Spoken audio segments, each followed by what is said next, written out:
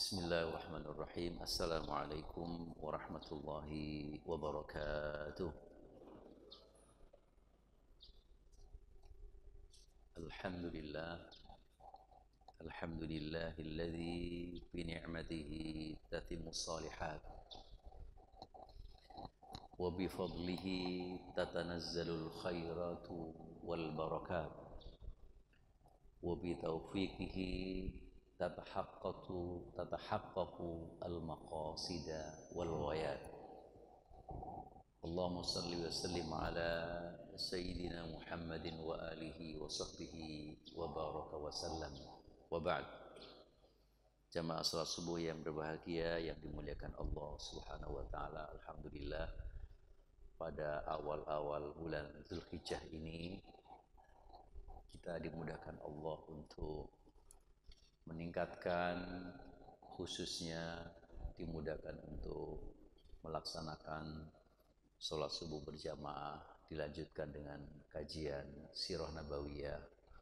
Mudah-mudahan ini bagian kita dalam rangka memperbanyak amal soleh di bulan Zulhijjah. Salawat dan salam tidak lupa sama-sama kita sampaikan, kita aturkan kepada Nabi Agung, guru besar kita, Nabi besar Muhammad sallallahu alaihi wasallam, dan seluruh sahabat, kerabat, serta pengikut setianya di akhir zaman. Bapak Ibu sekalian, pagi hari ini saya akan menyampaikan tema tentang Perang Ahzab atau Perang Khandaq. Tapi sebelum itu, karena ini kita sudah memulai memasuki hari ketiga dari bulan Zulhijjah, saya perlu menyinggung, mengingatkan kepada diri kita semua. Rasulullah pernah bersabda, "Ma min amalin al-amalus salihu fihinna khairun wa ahabbu ila Allahi min hadhil ayyamil ashr." Ma min ayyamin al-amalus salihu fihinna khairun wa ahabbu ila Allahi min hadhil ayyamil ashr. Tidak ada amal soleh yang dikerjakan yang lebih dicintai Allah, yang lebih baik ketimbang amal soleh yang dikerjakan di 10 hari pertama bulan Zulhijjah.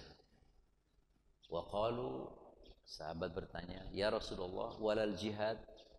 Qala walal jihad. Apakah amal itu juga tidak bisa ditandingi dengan jihad?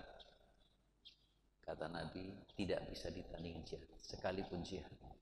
Illa rajulun kharaja binafsihi wa malihi summa lam yarji min dzalika bi syai'. Kecuali seorang mujahid yang membawa jiwanya, membawa harta-hartanya untuk berperang, kemudian pulang tidak membawa apa-apa. Jadi ini merupakan satu hari-hari pilihan. Kalau 360 malam, pilihannya itu 10 malam terakhir Ramadan. Kalau 360 malam, ya maksudnya, kalau 10 malam dari Ramadan, 1 malam Lailatul Qadar itu terbaik. Kalau 360 hari, maka 10 hari pertama Zulhijjah itu terbaik. Nah, dari 10 hari pertama terbaik, tanggal 9 Arafah itu terbaik. Coba, ada keseimbangan. Malam terbaiknya Lailatul Qadar, siang terbaiknya Arafah. Jadi ini Allah Subhanahu wa taala membuat sebuah perimbangan dalam berbagai kebaikan. Itu yang kemudian disebut al-ittizan, tawazun. Makanya surat Ar-Rahman, fabi ayyi ala'i rabbikum tukadziban, itu adalah ketika semua kehidupan itu diciptakan dalam keseimbangan. Nah, kita berharap mudah-mudahan kita dimudahkan Allah untuk memperbanyak amal soleh kita, khususnya di 10 hari dari bulan Zulhijjah. Amin ya rabbal alamin. Hadis yang kedua terakhir sebagai pengantar saya. Jadi tidak ada satu amal yang terbaik di tanggal 10 Jadi tanggal Yaumun Nahr min iraqatid dam. Tidak ada satu amal yang terbaik di tanggal 10 Dzulhijjah ketimbang amal memotong kurban. Makanya memotong kurban itu sunnahnya yang berkurban. Kalau tidak berani, tidak bisa memotong, datang melihat. Jangan kemudian mengantarkan uangnya, kita sembunyikan. Ada hikmah yang sangat besar. Ada hikmah yang sangat besar. Jadi karena itu mengikuti sunnah Nabi Ibrahim AS dan juga sunnah Rasulullah SAW. Mungkin nanti suatu saat kita akan sampaikan hikmah-hikmah lebih dalam terkait dengan udhiyah atau pemotongan kurban. Hari ini kita akan lanjutkan kajian kita terkait dengan sirah nabawiyah. Bagi bapak-bapak yang membawa mushaf, silakan kemudian buka di dalam ayat yang ke-22 dan ayat ke-23 dari surat Al-Ahzab. Ini peristiwa ini patut kami ulang berkali-kali karena Quran pun kemudian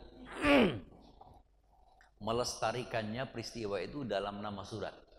Dari 114 surat ada namanya surat Al-Ahzab. Al-Ahzab itu bentuk jamak daripada hizib. Hizib itu artinya kelompok atau bahasa modern partai. Jadi partai itu salah satu bahasa Arab, partai itu artinya adalah hizb. Kalau banyak partai, ahzab. Di Quran ada namanya ahzab. Batasan baca kita ada namanya marka. Marka itu biasanya satu ruku. Umumnya para hafidhul Quran, masuk. Para hafidhul Quran, izin, ini beberapa santri saya mau ikut ngaji. Santri dan santriwati, silakan yang perempuan masuk ke dalam karena ini bagian daripada kurikulum mereka, Bapak Ibu sekalian. Jadi kalau di dalam Quran itu ada namanya, kalau ibu bapak lihat Quran sebelah pinggir itu ada huruf ain. Ain ya. Di sebelah pinggir itu ada ain kan. Ain itu singkatan dari markaun. Disebut markaun karena umumnya karena para hufaz Quran ketika sholat itu rata-rata rukuknya batasannya itu. Dan biasanya batasan marka itu secara alinea cerita itu tidak terputus. Lebih mudah. Ini yang pertama. Kedua, setelah ada marka ada hizib. Hizib lebih banyak lagi. Nah, biasanya para imam Masjidil Haram Makkah Madinah itu pedomannya bukan halaman, tapi pedomannya adalah marka. Cara ngafal Quran teman-teman di Timur Tengah itu salah satu metodenya adalah berhentinya di marka atau di hizib. Rata-rata kalau saya perhatikan di Imam Masjidil Haram itu hizib.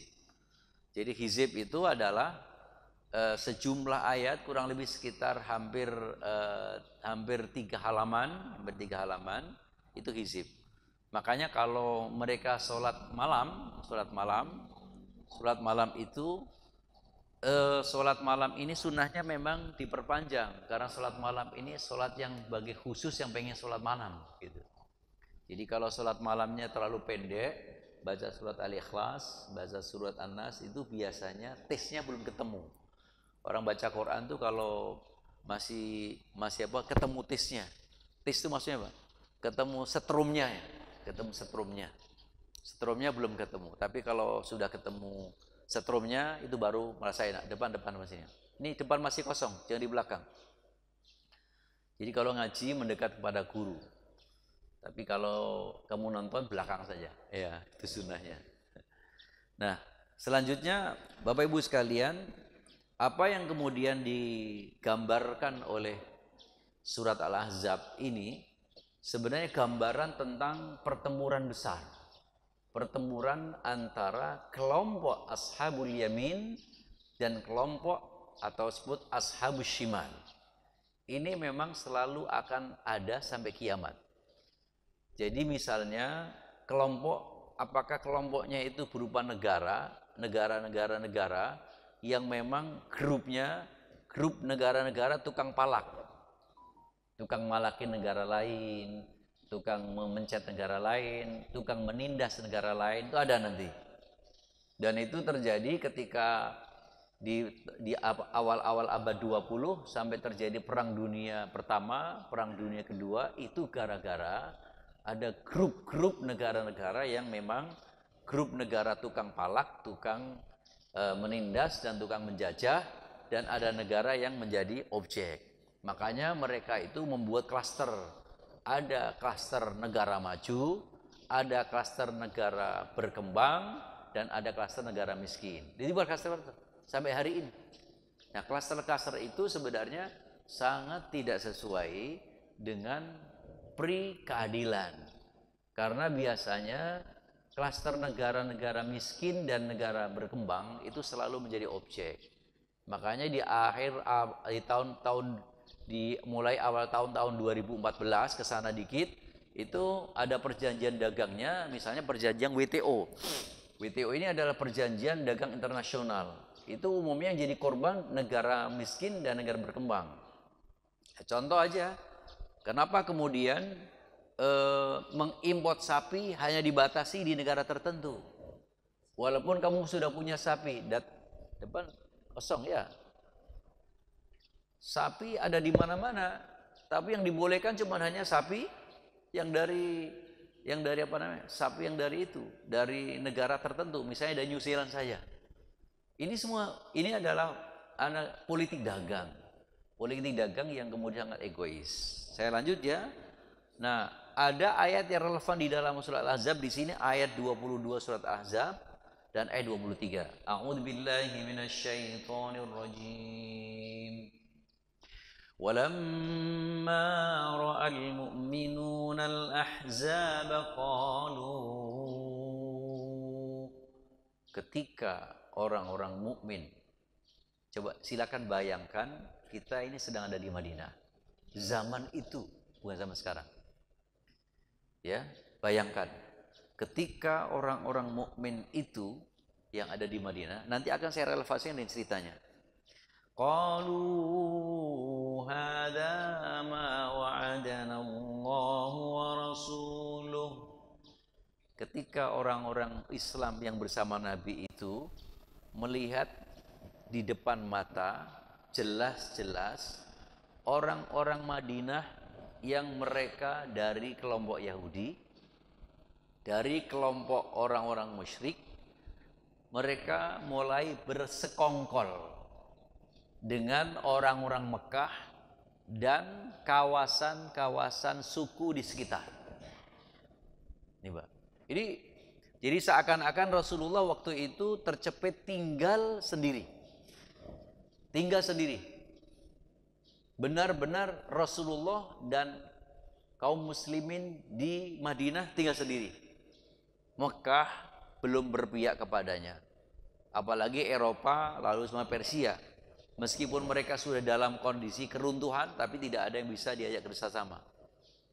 Mesir belum kemudian, Mesir, lalu kemudian Suria, kawasan Syam Palestina, sana dikuasai sama Yahudi. Kuasai, tidak bisa.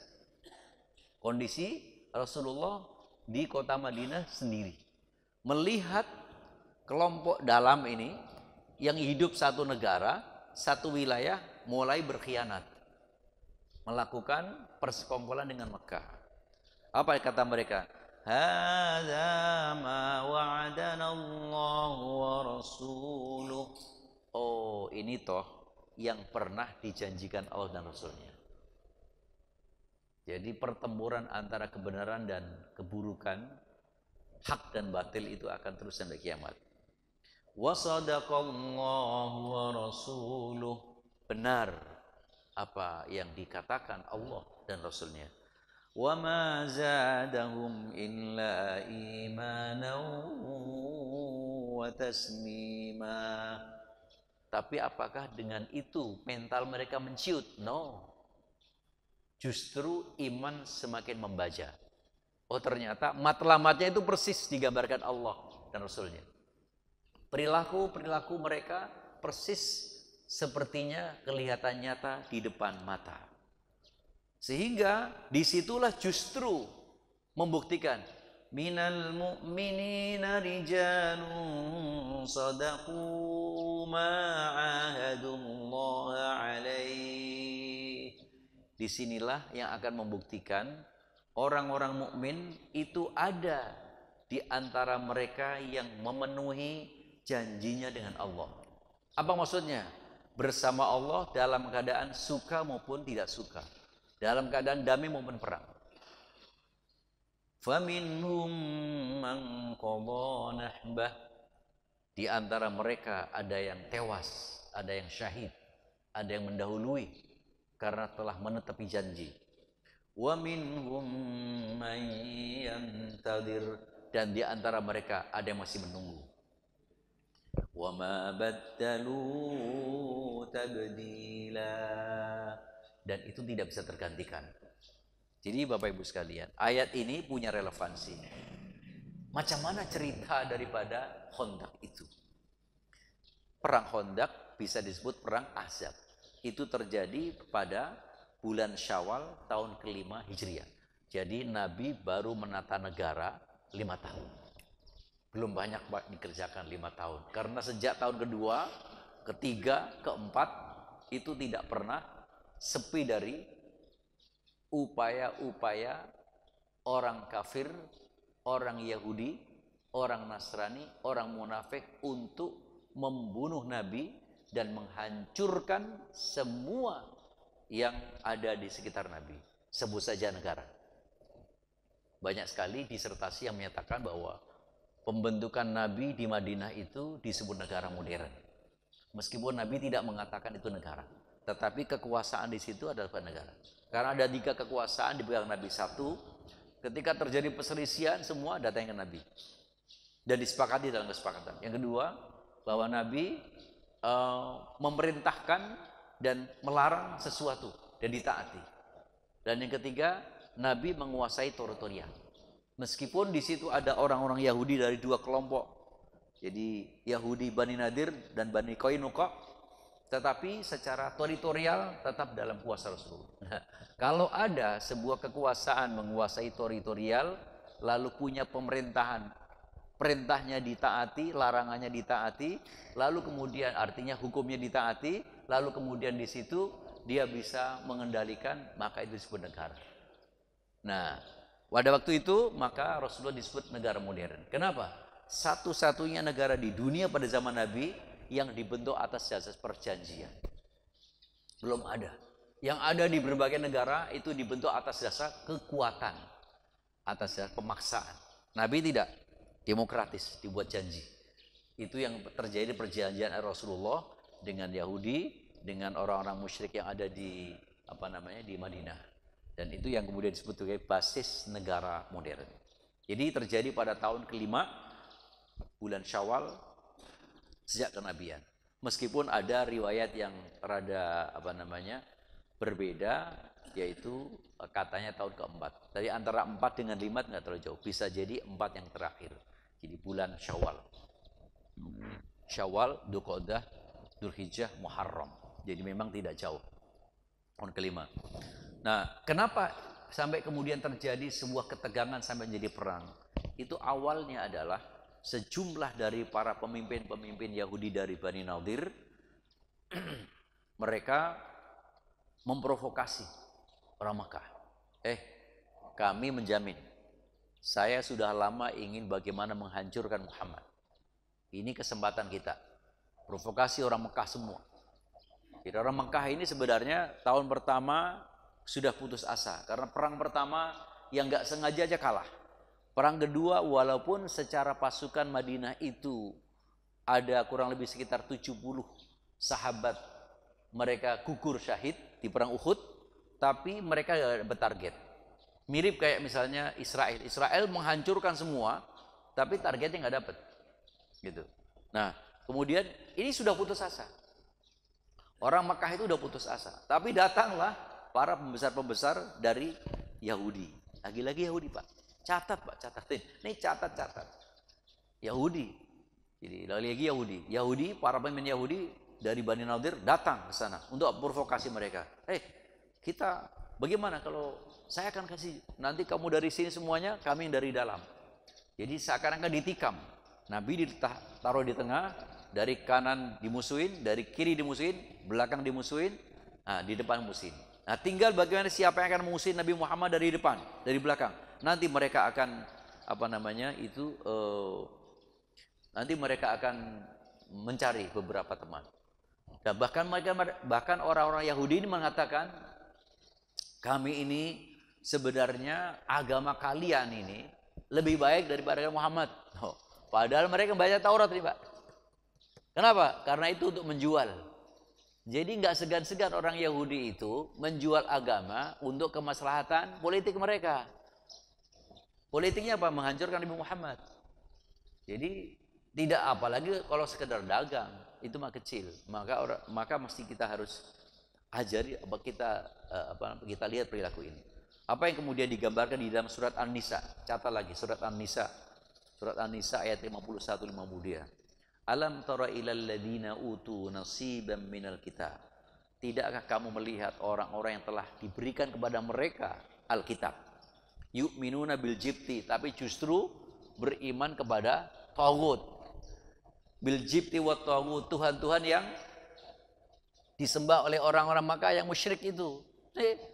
Mereka ini turun derajat. Orang mudah dikasih wahyu untuk bisa menyembah Allah, ternyata dia lebih cenderung menyembah berhala, al-jibti wa taghut. Wa yaquluna lil ladzina kafaru, bahkan mereka sempat berkata kepada orang kafir, apa? Haulai ahda minal ladzina amanu sabila. Kamu itu lebih baik, kamu itu agama kamu lebih benar. Jadi kalian itu di atas petunjuk, sedangkan Muhammad ini tersesat. Saya kan lebih pengalaman, saya kan punya Alkitab, saya punya Taurat. Itu Masya Allah. Ulaikal ladzina la'anahumullah. Nah ini Pak, mereka itu orang-orang yang dilaknat Allah. Pak, masih hidup dari laknat. Apa rasanya? Wa may yal'anillahu, barang siapa yang dilaknat Allah, falan tajida lahu nasira, enggak bakal menang. Inilah salah satu ayat para perlawan, para mujahid di Palestina. Walaupun Yahudi secanggih apa senjatanya, mereka enggak akan takut. Karena mereka yakin dengan janji Allah. Jadi setelah mereka sekongkol, summa kharaja ulaika nafar minal yahud hatta ja'u Ghutfan fadauhum. Setelah mereka meyakinkan orang-orang Makkah, maka mereka meyakinkan kelompok-kelompok yang bisa menikam Rasulullah. Di antaranya adalah ada dari Bani Ghutfan. Lalu kemudian mereka juga mendatangi juga Bani Fazara, Bani Murrah. Lalu kemudian semua itu mereka akhirnya sampai bersatu. Jadi di situ ada Quraisy, ada Yahudi di Madinah, ada kelompok Bani Ghatfan, yaitu yang ada di sekitar antara Makkah dengan Madinah, ada Bani Fazarah, Bani Murrah, itu mereka bersatu. Itu. Nah, apa kemudian? Saat itu umat Islam jumlahnya cuma hanya 3.000. 3.000. Lalu kemudian setelah Rasulullah mendengar berita itu, apa yang dilakukan? Rasulullah melakukan 2 hal. Yang pertama, bermusyawarah. Setelah bermusyawarah, ada satu gagasan yang sangat cemerlang. Namanya dari sahabat Salman Al-Farisi. Disebut Al-Farisi karena dia asalnya di Persia, Pak. Di kawasan Iran. Salman itu berasal dari Persia. Nah, Salman mengusulkan, ya Rasulullah, karena jumlah kita ini kecil, 3.000, sementara mereka jumlahnya banyak dan dari berbagai penjuru, maka saya usulkan kota Madinah ini, di belakang ini kan sudah Gunung Uhud. Jadi kalau dia melewati Uhud, tentu akan kerepotan. Lalu di kawasan timur, itu kan ada namanya Harrah Wabirah. Harrah Wabirah itu batu granit panas yang tidak bisa dilalui kuda, apalagi orang, sampai hari ini. Di bagian barat itu adalah kebun-kebun kurma. Nah, antara kebun-kebun kurma dengan kemudian ini masih ada kawasan yang bisa lewat. Akhirnya saya usulkan supaya ini dibuat parit ya Rasulullah. Ini satu-satunya mereka ketika ingin menikam umat Islam di Madinah di sini. Akhirnya dibuat parit. Dibuat parit. Rasulullah setuju. Oh oke. Karena itu strategi perang yang tidak pernah dimiliki dan tidak pernah ada di bagi orang Arab. Orang Arab ketika perang itu perangnya duel. Jadi tidak ada strategi-strategi seperti itu. Tapi itu strategi Persia diambil dia. Nah, yang kedua, usulan Rasulullah, bagaimana kalau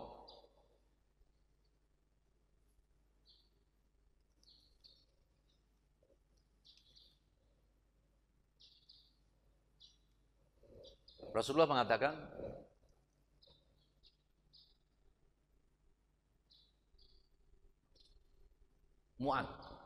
Mu'ad ibn Sa'ad, Sa'ad bin Mu'ad maksudnya, Sa'ad bin Mu'ad, Sa'ad. Usulan kalau saya mengusulkan supaya kelompok dari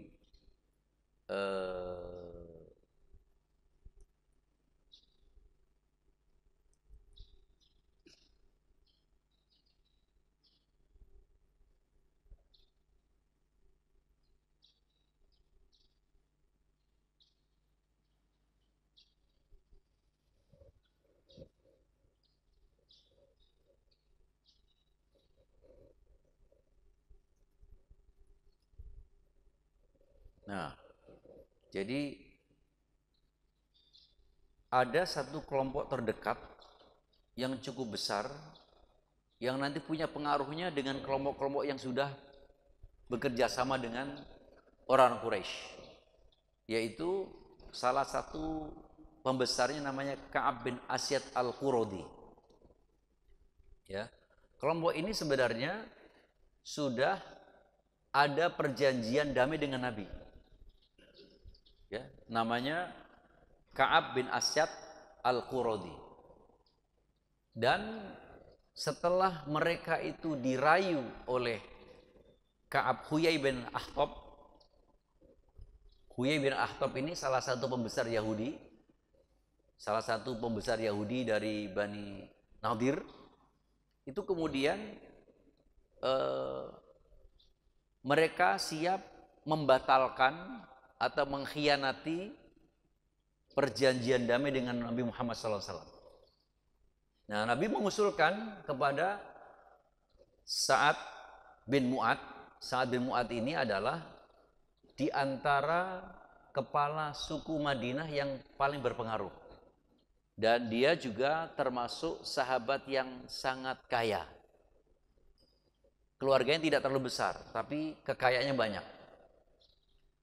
Ya Sa'ad, bisa nggak kamu usahakan supaya Ka'ab bin Asad al-Quradi itu berbalik ke kita lagi agar tidak berkhianat.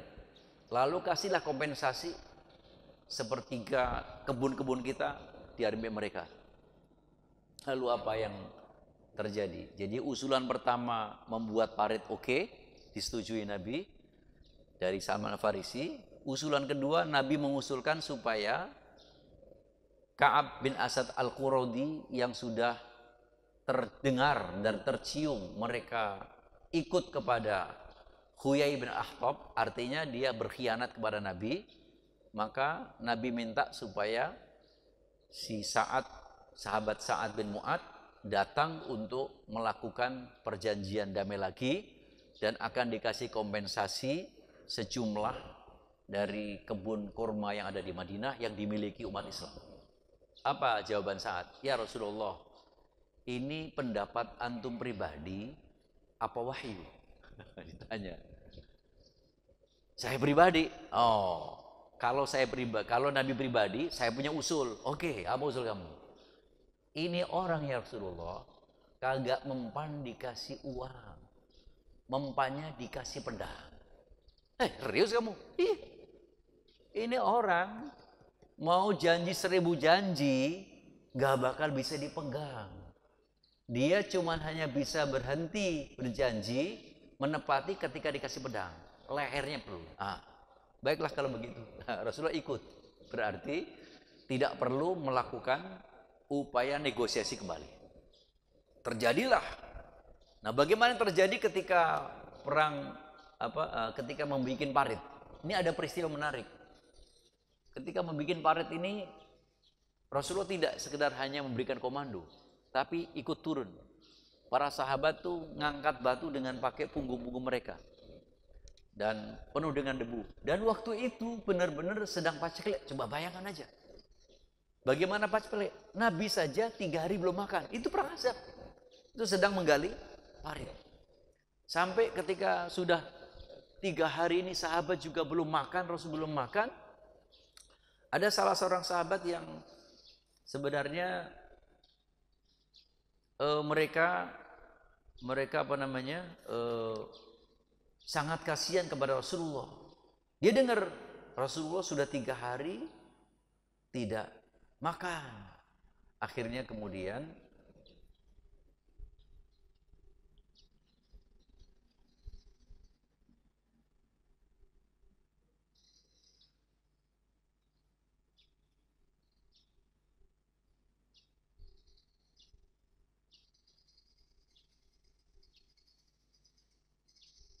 jadi namanya ini memang rada susah.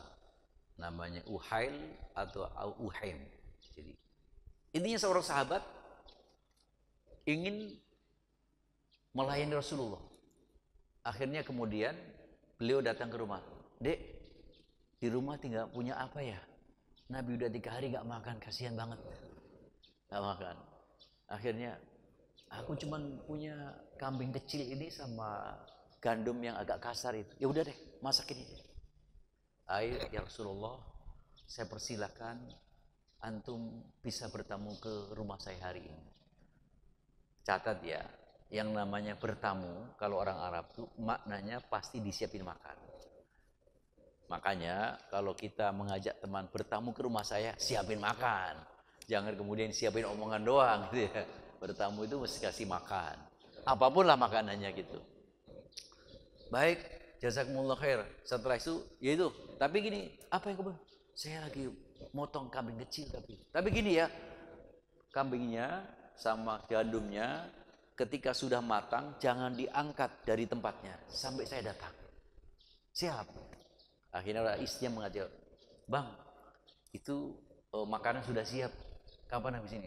Begitu kemudian makanan sudah siap, seluruh sahabat yang sedang menggali parit panggil, semuanya Ansor. Ini ada sahabat kita yang mau menjamu makan siang hari ini. Langsung sahabat itu mukanya merah dan keringat dingin. Gimana ceritanya? Kambingnya cuma hanya cukup 3-4 orang. Ya Rasulullah, kita udah cuma hanya cukup 3-4 orang. Engkau panggil ratusan orang, bagaimana ceritanya? Udah diem. Diam lu, udah gak usah khawatir. Langsung kemudian Rasulullah datang ke dapurnya. Lalu kemudian Rasulullah yang bagi semua. Jadi semua dibagi, sahabat bisa makan kenyang, dagingnya masih utuh. Sampai selesai, itu kambing masih utuh, itu kemudian gandum masih utuh, sejumlah itu. Subhanallah. Itulah bedanya antara kita dan Rasulullah. Jadi makanan bisa untuk ngasih makan ratusan orang, dan sisanya masih utuh, sebagaimana jumlah di awal. Jadi sahabat ini ya luar biasa. Orang didatangi Nabi dengan seluruh sahabat, makanan cukup, gak jadi malu, tapi kemudian jadi sangat luar biasa. Nah, ini Bapak Ibu sekalian. Lalu kemudian mulai terjadi berkecamuk. Begitu orang kafir Mekah itu datang, ini perjalanan kurang lebih hampir sekitar 15 harian. Jadi dalam membuat parit itu nggak lama-lama, kurang lebih sekitar 2 pekan. Jadi kerjanya siang malam. Lalu kemudian sampai ada peristiwa menarik ini, peristiwa di mana bahwa nanti pada perang Ahzab itu ketika orang-orang Makkah sampai di situ kaget, wah ini kita nggak bisa ngapa-ngapain dong, tinggal hanya ada tempat sempit itu. Nah ketika sempit, ketika mereka mau nekat, mereka sikat dan banyak yang mereka mati. Sampai akhirnya ada salah seorang yang baru masuk Islam. Namanya, catat, Nu'aim bin Mas'ud.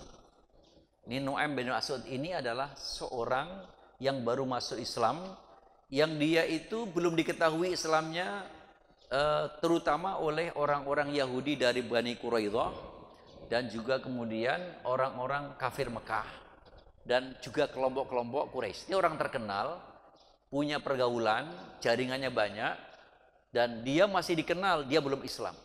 Lalu saya ulang lagi namanya Nu'aim bin Mas'ud.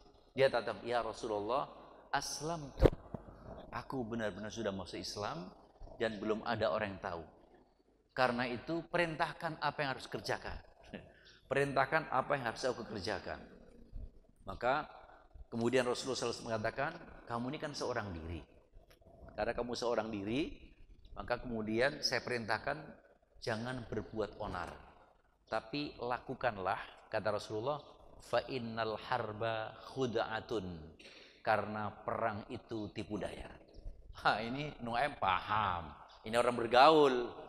Baru dapat kunci satu langsung bisa. Apa yang dilakukan? Dilakukan pertama-tama ini datang ke Bani Quraidah. Bani Quraidah. Kamu tahu kan bagaimana sejarah saya? Aku nasihati begini. Kau ini, ya, manggilnya kau ini kan bersekongkol dengan orang Mekah. Hati-hati. Kamu mau dijadikan sebagai umpan orang-orang musyrik kepada Muhammad. Kamu tahu kan, selama di sini kau nggak bisa berkutik. Kau kalah dengan mereka, kau takut kan? Nggak mampu melawan. Kalau mereka begitu perang pulang, pergi. Nah, oleh karena itu, jangan gitu aja. Kamu harus minta jaminan. Apa jaminan orang-orang musyrik memang betul-betul setia sama kamu untuk bisa merangi Muhammad? Jadi jaminannya, minta orang-orang tertentu menjadi jaminan kamu. Jadi supaya ketika mereka selesai perang, ya kamu tidak dimusuhi Muhammad.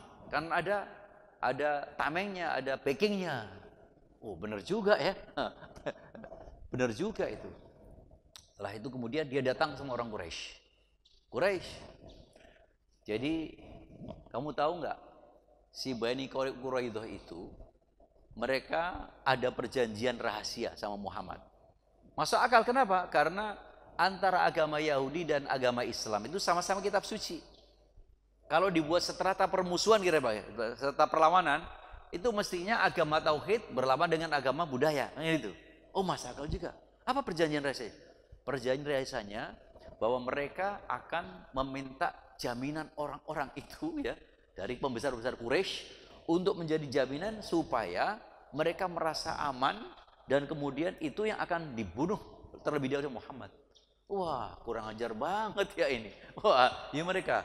Dan komunikasi zaman itu kan nggak ada WA, Pak. Nggak ada media sosial, ya kan? Nggak bisa antar orang-orang datang. Setelah itu, akhirnya dari situ orang-orang Quraisy mulai mikir, ini bener nggak ini Quraidah?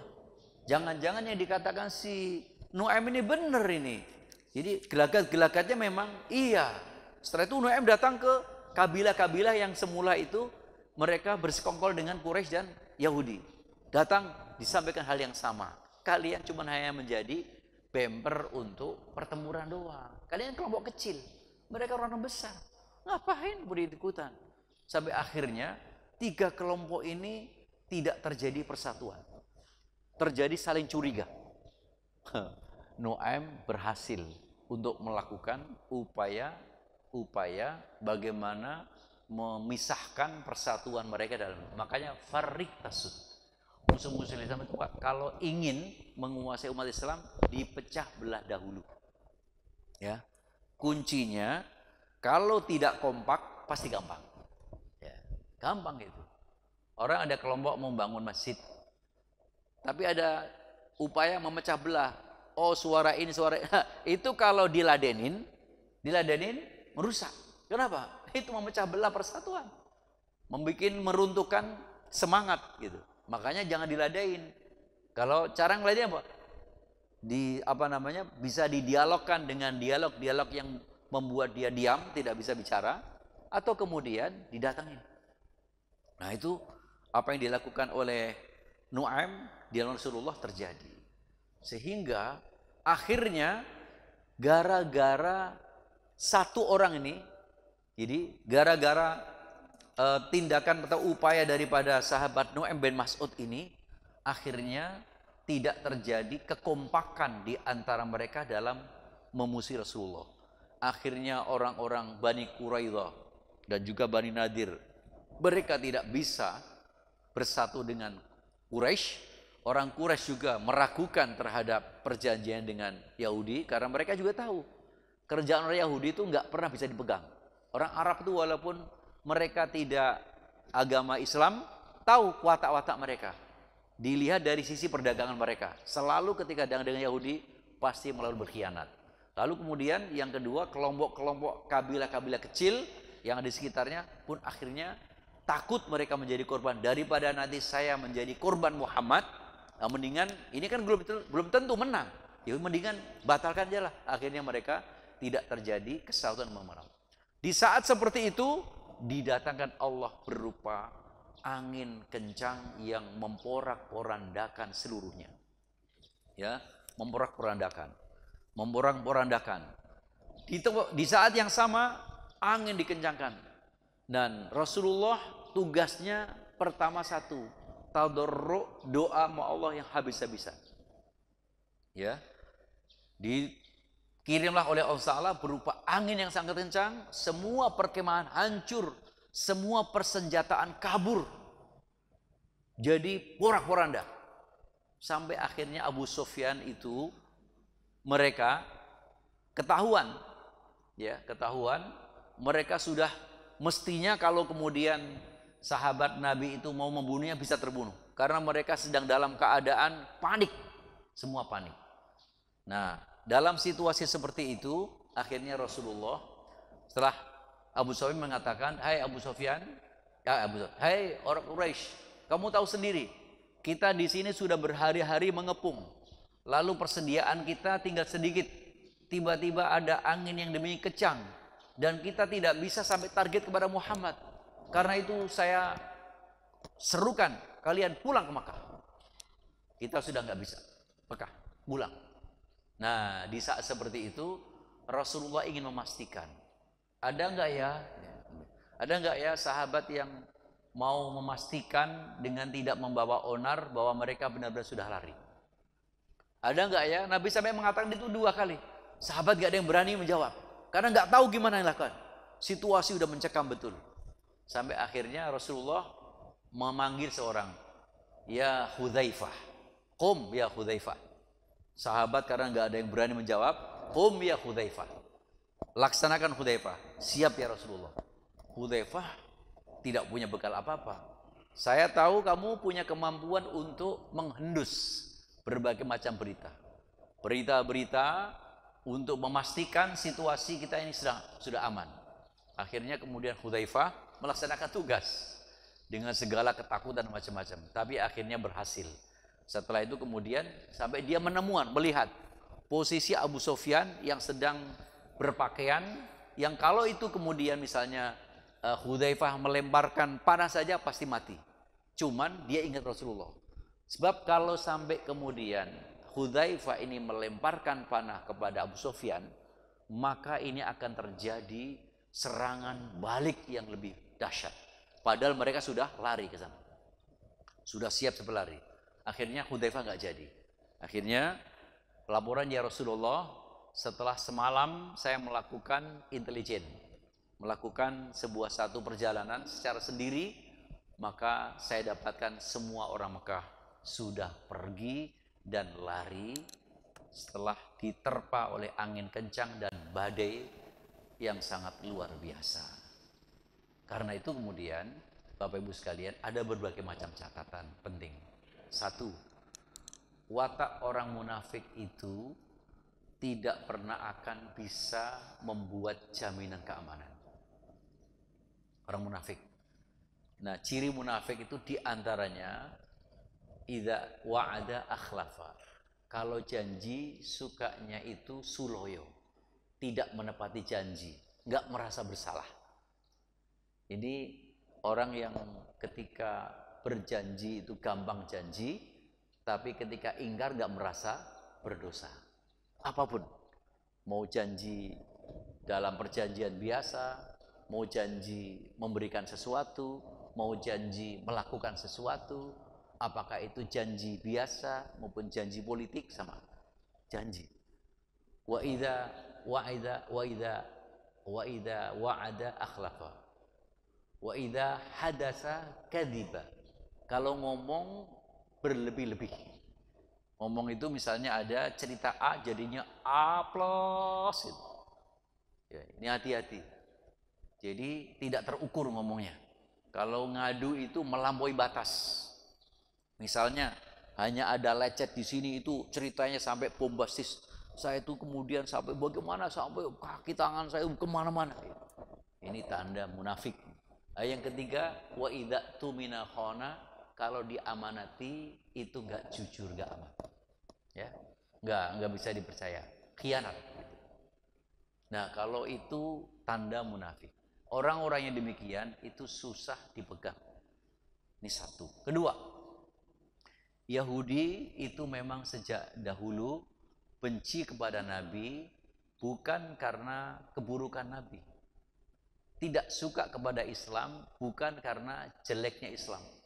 Tetapi karena bahwa mereka ini kaum-kaum yang sangat egois. Harapannya datangnya Nabi terakhir, datangnya wahyu itu ya kepada mereka lagi, bukan dari keturunan Arab. Bismillah. Jadi diusung dari kedengkian secara pribadi, kehasudan secara pribadi, itu menjadi satu permusuhan yang sangat panjang. Makanya bapak-bapak bisa melihat, kalau yang sudah usia 80 tahun, pasti belum pernah mendengar perang sekejam hari ini. Hatta di zaman Jepang kepada kita sekalipun. Di zaman Jepang kepada kita, meskipun mereka memperlakukan yang namanya kerja, apa pada? Kalau zaman Belanda namanya rodi. Kalau zaman Jepang apa? Ramusa. Kerja ramusa, tetapi tetap dikasih makan. Ada makan, walaupun cuma singkong. Kerja rodi Belanda kasih makan juga. Tapi Yahudi hari ini, orang mau bantu ngasih makan ditutup, gak boleh. Orang-orang di Palestina, di Gaza ini baru 1-2 hari ini bisa masuk bantuan setelah kemudian orang-orang Arab nyembah kepada Amerika. Dalam tanda petik. Dalam tanda petik. Jadi ini bantuan setelah negara-negara Eropa, bahkan sekutu dedengkotannya Inggris, Prancis itu mulai bersuara. Nanti saya akan mendukung, kata-kata itu aja. Padahal mereka juga tidak ada apa-apa. Tapi kemudian sudah bikin Israel gejolak.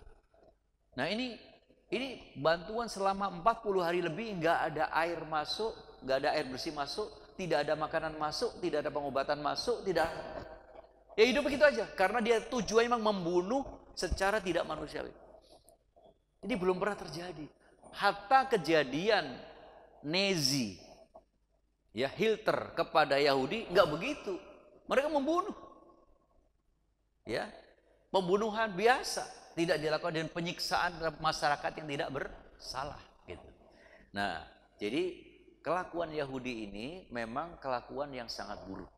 Kita bukan menyebarluaskan benci kepada ras, bukan. Tetapi yang kita benci kelakuannya.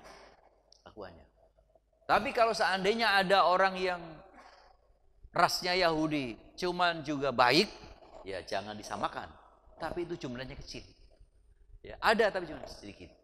Makanya Yahudi yang ada di Amerika juga tidak setuju dengan tindakan Yahudi yang ada di Israel. Karena Yahudi Israel ini kan manusia yang pembuat onar seluruh dunia hari ini itu kan. Satu, itu adalah Bunyamin Netanyahu. Yang kedua, Smotrich, ketua partai yang ketiga yang menjadi menteri keuangannya. Yang ketiga itu adalah Benny Gvir, ini adalah menteri pertahanan dan menteri dalam negeri. Kemudian di situ ada beberapa panglima. Tapi kuncinya 3 orang ini, ditambah dengan satu, yaitu Amerika. Amerika secara pemerintah, bukan rakyat. Kenapa? Karena struktur pemerintahan Amerika itu mayoritas itu masih dikuasai oleh lobby Yahudi. Lobby Yahudi itu adalah lobby yang formal. Kenapa? Karena Yahudi menguasai ekonomi lebih dari 20% di Amerika. Jadi sangat luar biasa. Pokoknya apa, meskipun Yahudi, meskipun di Israel itu warnanya merah, kalau lobby Amerika mengatakan hijau, ya mengatakan hijau. Makanya bayangin aja situasi seperti ini, punya Netanyahu mesti mengatakan tidak ada kelaparan di Gaza. Coba. Itu dustanya sudah berlipat-lipat ini orang. Tidak malu kepada dunia ngomong seperti itu. Bahkan buat di parlemennya juga ditentang juga mereka. Ya, itu yang kedua. Yang ketiga Bapak Ibu sekalian, bahwa pertempuran antara al-haq dan batil ini akan terus sampai kiamat. Tidak ada hentinya. Makanya tinggal pilihan. Kita ini mau ashabul haqqi atau ashabul batil. Makanya kalau di dalam surat Al-Waqi'ah itu ada ashabul yamin, ashabul shimal, as-sabiqun al-awwalun. Jadi kalau as-sabiqun al-awwalun itu adalah as-sabiqun al-awwal ulaikal muqarrabun. Mereka itu qalilum minhum. Kalau kita masuk ke situ bisa sedikit jumlahnya. Ya contoh orang-orang imannya baja seperti saudara-saudara kita Palestina ini iman baja ya. Tapi kan cuma hanya 2 juta dari 2,6 miliar. Kita akui saja, Masya Allah. Nah sedangkan yang lainnya biasa-biasa. Ashabul yamin wa ashabul shimal. Nah kita hanya dipilih antara ashabul yamin atau ashabul shimal. Tentu kita memilih ashabul yamin. Dan yang terakhir, ada peristiwa menarik tadi mau saya sampaikan lupa, yaitu saat terjadi gejolak perang dan gejolak ketika mengurusi masalah Khandaq ini, sampai Rasulullah dan para sahabatnya ini mereka terlambat melaksanakan sholat asar. Sholat asar, lalu kemudian sampai Umar tuh marah-marah. Ini kurang ajar banget nih gara-gara Yahudi, gara-gara mereka ini. Akhirnya kita sampai akhirnya nyaris nggak sholat asar. Apakah kamu sudah sholat asar ya Umar? Belum ya Rasulullah. Kami semua belum sholat juga. Akhirnya mereka sholat asar nyaris di waktu maghrib. Sehingga sholat asar dulu, lalu kemudian sholat maghrib. Bapak Ibu sekalian, maknanya apakah kita boleh meninggalkan sholat saat sibuk? Ini perdebatan fikih. Nah, tentu sibuk bukan merupakan alasan meninggalkan sholat. Itu terjadi ketika sebelum turunnya ayat tentang sholat saat berkecamuk perang. Ya, pernah saya jelaskan di sini waktu Ramadan atau kapan ya. Jadi namanya sholat saat perang itu tetap disunahkan untuk berjamaah di sholat perang. Itu datangnya sebelum ayat itu. Sehingga kesimpulannya tetap itu peristiwa yang mendahului turunnya ayat tentang sholat di saat perang. Diistilahkan di dalam fikih namanya sholatul khawfi. Tulis, sholatul khawfi. Sholatul khawfi itu adalah sholat yang dilaksanakan sedang berkecamuk perang. Nah, gimana caranya? Ya bergantian.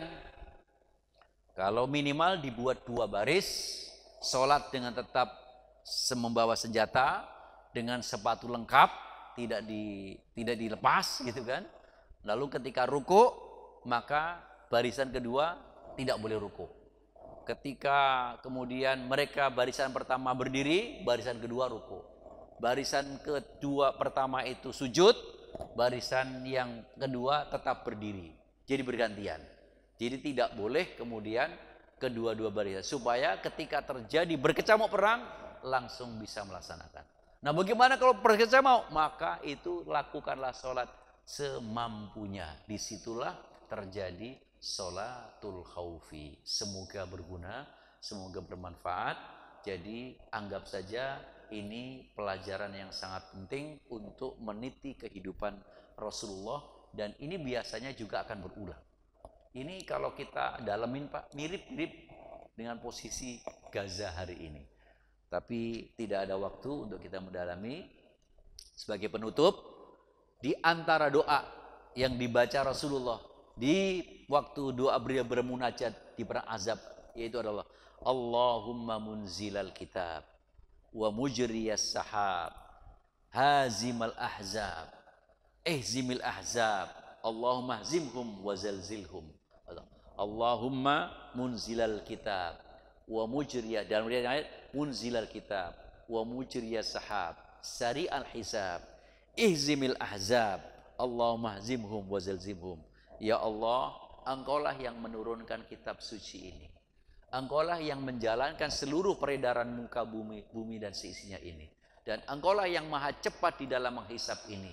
Karena itu maka guncanglah, hancurkan para ahzab itu, guncangkan di antara mereka, buatlah mereka berporak-poranda ya Allah. Itu doa Rasulullah, itu yang sering dipakai imam dalam dalam kunut nazilah.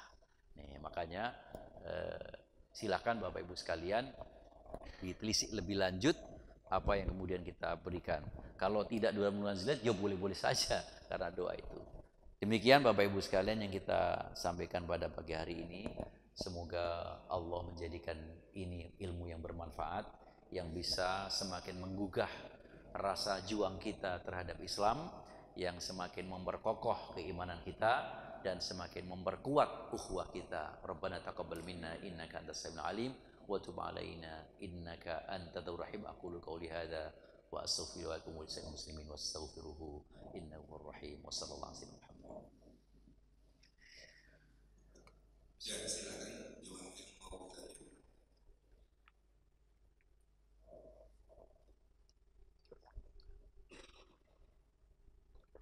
Bapak-bapak.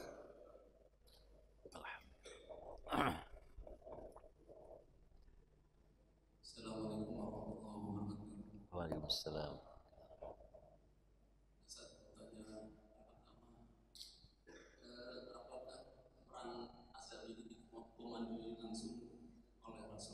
Yes.